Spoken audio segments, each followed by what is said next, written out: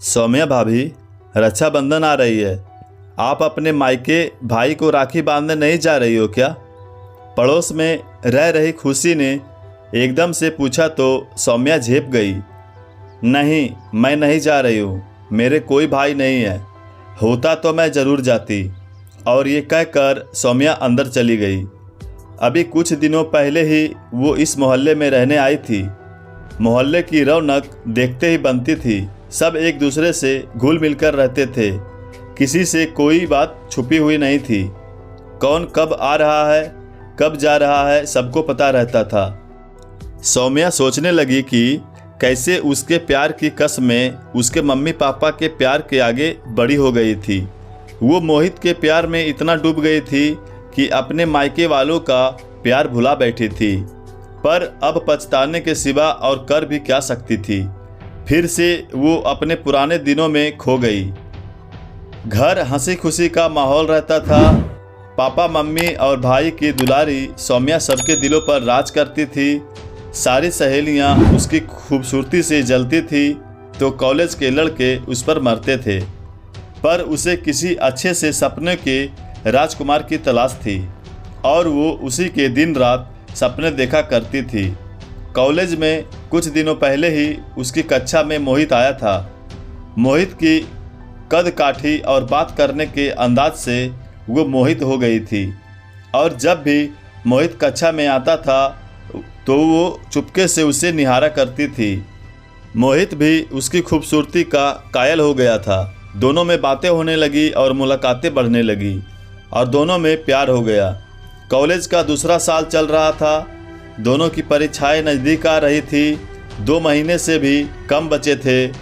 एक रात मोहित का फ़ोन आता है कि मैं तुमसे अभी मिलना चाहता हूँ। हम मंदिर में शादी कर लेंगे, फिर साथ ही मिलकर परीक्षा देंगे। लेकिन मोहित, शादी के लिए तुम्हें मेरे पापा से मिलना होगा और मैं पूरे समाज के सामने तुमसे शादी करना चाहती हूँ। पहले पढ़ लिख कर कुछ बन जाओ। अभी शादी में बहुत समय है। लेकिन मोहित कहाँ मानने वाला था। वो रोज बोल बोल कर सौम्या को उकसाता रहता था। आखिर सौम्या को भी लगने लगा था कि अब दूर नहीं रहा जाएगा।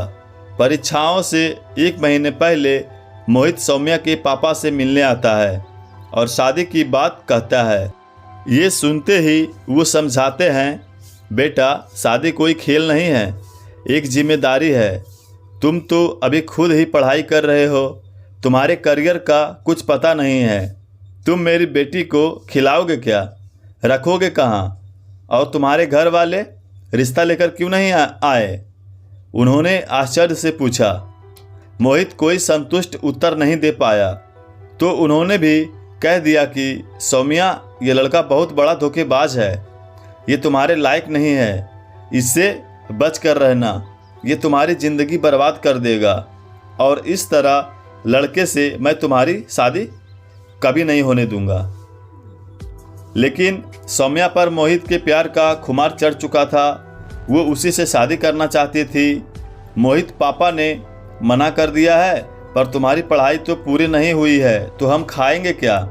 और तुमने बताया कि तुम्हारे घर वाले तुमसे नाराज़ हैं। आखिर क्यों? सौम्या, मैं कमाता नहीं हूँ ना, इसलिए। हमारा बहुत बड़ा व्यापार है, लेकिन मैं पढ़कर अपनी पहचान बनाना चाहता हूँ। अपने दम पर अपनी ज़िंदगी जीना चाहता हूँ। और जब पापा को मेरी पढ़ाई की बात पता चली तो वो मुझसे नाराज़ हो गए हैं। इसलिए मेरी बुआ मेरी पढ़ाई का खर्चा उठा रही हैं। मैं जिस दिन कुछ बन जाऊँगा उस दिन अपने घर जाऊँगा। लेकिन हम शादी के बाद कहाँ रहेंगे? अरे यार, बहुत सवाल करती हो, वो खींच कर बोला। बुआ के घर में रह लेंगे।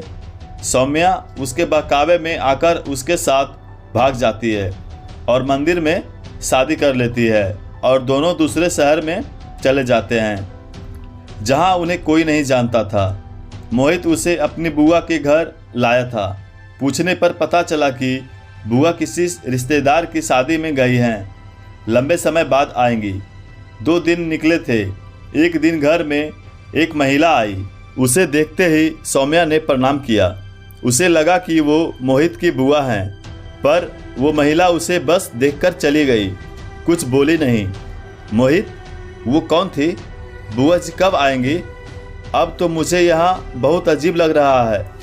सब लोग मुझे घूर कर क्यों देखते हैं, कुछ समझ नहीं आता है। अब नई दुल्हन को तो सब देखते हैं, हम भी तो इसी रूप के कायल हुए हैं। वो शायराना अंदाज में बोला। वो बुआ की सहेली थी जो तुम्हें देखने आई थी।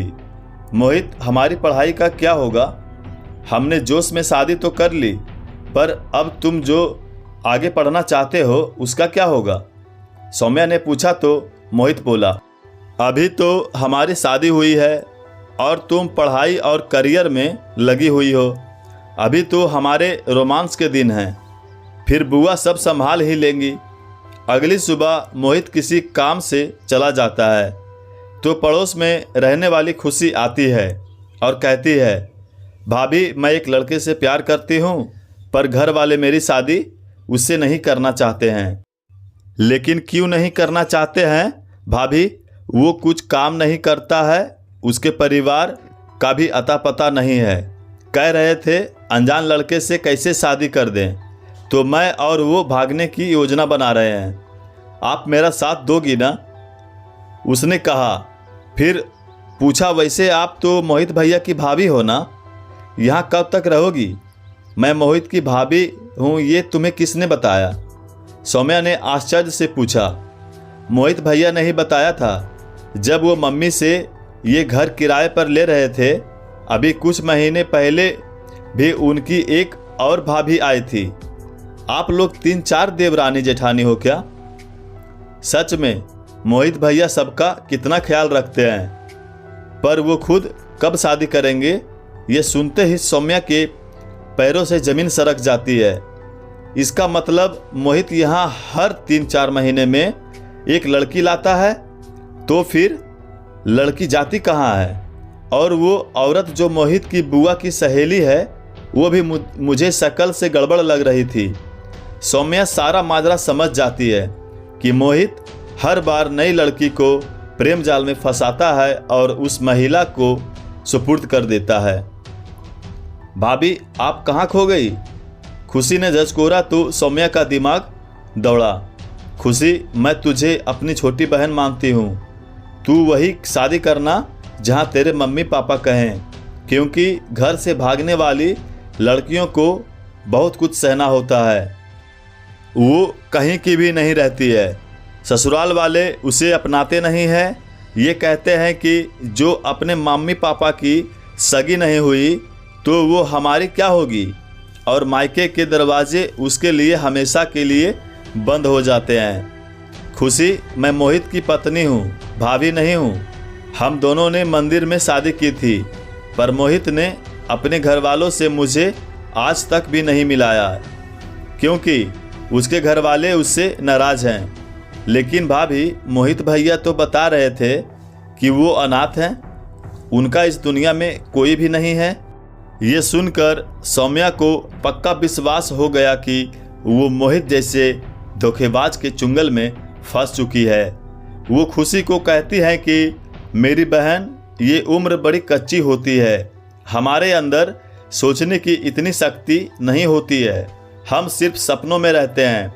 हमारा भला बुरा हमारे माता पिता सोचते हैं, उन्हें अनुभव होता है। वो एक नज़र से इंसान को परख लेते हैं। अपने बच्चों का हर माता पिता भला ही चाहते हैं। इसलिए तू घर से भागने की गलती कभी मत करना, वरना कहीं की भी नहीं रहेगी। मेरा भाई सही कहता है, प्यार 4 दिनों का होता है। जिंदगी में प्यार जरूरी है, पर साथ में विश्वास और अस्थिरता भी जरूरी है। केवल प्यार से पेट नहीं भरता है, केवल पति से परिवार नहीं चलता है। जीवन चलाने के लिए मायके और ससुराल के सभी रिश्ते चाहिए होते हैं। मैं भी घर से भागी हूँ, पर अब मैं कहीं की नहीं रही। अपनी नादानी के कारण मैंने अपनी ही इज्जत गंवा दी है। अब लग रहा है जीवन में अंधेरा हो गया है। तू चली जा, मोहित आता ही होगा। मन कर रहा है भाग जाऊं, पर मम्मी पापा भाई मुझे माफ़ करेंगे क्या? परिवार वाले मुझे अपनाएंगे या नहीं? सौम्या बड़ी उदास हो गई। उसे कुछ समझ नहीं आ रहा था। तभी दरवाजे की आवाज़ सुनाई दी। मोहित आ रहा था। उसे दूर से देखकर खुशी चली गई। मोहित सौम्या से कहता है कि कल बुआ शादी से वापस आ रही हैं। हम दोनों उन्हें लेने रेलवे स्टेशन चलेंगे। मोहित, मुझे कुछ सामान खरीदना है, हम बाजार चलें क्या? सौम्या ने घर से बाहर जाने की नीयत से पूछा तो मोहित ने मना कर दिया। क्या ज़रूरत है बाजार जाने की? कल जब बुआ को लेने चलेंगे तब सामान ले लेंगे। रात को मोहित बाहर जाकर फ़ोन पर बात कर रहा था कि मैं लड़की को लेकर कल आता हूँ, मुझे मेरे पैसे चाहिए, वो तैयार रखना। ये सुनकर सौम्या को अपनी मूर्खता पर बड़ा पछतावा होता है। रात को मोहित सो जाता है तो वो खुशी से कहकर पुलिस में फ़ोन लगवा देती है और अपने मम्मी पापा और भाई को भी वहाँ पर बुला लेती है, क्योंकि उसके पास तो मोबाइल नहीं होता है। पहले वो झिझक रही थी कि अगर मायके वाले को फ़ोन करेगी तो वो उससे गुस्सा हैं तो आएंगे ही नहीं, पर बाद में वो हिम्मत करके सारी बातें बता देती हैं। सौम्या के मम्मी पापा बताए स्थान पर आ जाते हैं और अपनी बेटी को गले लगा लेते हैं। पुलिस मोहित को गिरफ्तार कर लेती है। हमने मोहित को दबोच लिया है, लेकिन इसके खिलाफ गवाही कौन देगा? मैं दूंगी। इसने मेरे साथ जाने कितना बड़ा धोखा किया है। मुझसे पहले भी धोखा दिया था और अब ना जाने मेरे बाद कितनी और लड़कियों को और अपना शिकार बनाएगा। लेकिन सौम्या, समाज में तेरी पहले ही बदनामी हो चुकी है, तो अब और बदनामी फैल जाएगी। मोहित गिरफ्तार हो गया है और तू मुझे मिल गई है, तो हमें और कुछ भी नहीं चाहिए। उसके मम्मी पापा ने समझाना चाहा, पापा अब मैं बदनामी से नहीं डरती हूँ, इसकी आदी हो गई हूँ, पर मैं इस इंसान को सज़ा ज़रूर देना चाहती हूँ, चाहे कितना भी समय क्यों ना लग जाए। मैंने मोहित पर विश्वास किया, अब जाकर पता लगा कि मोहित कितना धोखेबाज है। पापा, आपने एक मुलाकात में मोहित को पहचान लिया। मुझे आप पर भरोसा करना चाहिए था और मैं धोखा खाकर इसे पहचान पाई हूँ। आपने अपने अनुभव से पहचान लिया था कि ये लड़का सही नहीं है और मैंने आपके फैसले पर शक किया। पापा, आप सही थे। मुझे घर से भागकर कुछ हासिल नहीं हुआ, बल्कि जीवन से ही विश्वास उठ गया है। मेरी पढ़ाई अधूरी रह गई है, मेरा करियर नहीं बन पाया है, मेरी ज़िंदगी बर्बाद हो गई। और सौम्या रोने लगी। मुझे भागकर शादी करने से कुछ हासिल नहीं हुआ, ना परिवार मिला, ना ससुराल, ना रिश्ते मिले, ना ही सम्मान और इज्जत की ज़िंदगी मिली, ना ही खुशी मिली, बल्कि जो कुछ मेरे पास था वो भी चला गया है। सौम्या, अभी भी कुछ नहीं बिगड़ा है। जब जागो तभी सवेरा होता है। तू अपनी पढ़ाई फिर से जारी रख सकती है, अपने पैरों पर खड़ी हो सकती है और लड़कियों की तरह तू भी घर से भागी है, पर भागने वालों को कोई ठिकाना नहीं मिलता है। तू अभी घर चल। 10 दिन बाद से तेरी अंतिम वर्ष की परीक्षाएं हैं। परीक्षा की तैयारी करेगी तो इन सब को एक झूठा सपना समझकर सब कुछ भूल जाएगी। सौम्या घर आ जाती है। कोर्ट में उसे गवाही देने बुलाते हैं। वो बिंदास होकर गवाही देती है और सारे सबूत भी देती है। कोर्ट मोहित को सज़ा दे देता है ताकि आगे किसी और लड़की का जीवन बर्बाद ना हो। सौम्या सबको हाथ जोड़कर कहती है, मेरी आप सबसे विनती है कि 2 दिन के प्यार के चक्कर में बरसों की माँ की ममता और पिता के दुलार, भाई बहन के स्नेह को ना भुला दें। घर से भागकर कभी भी शादी ना करें।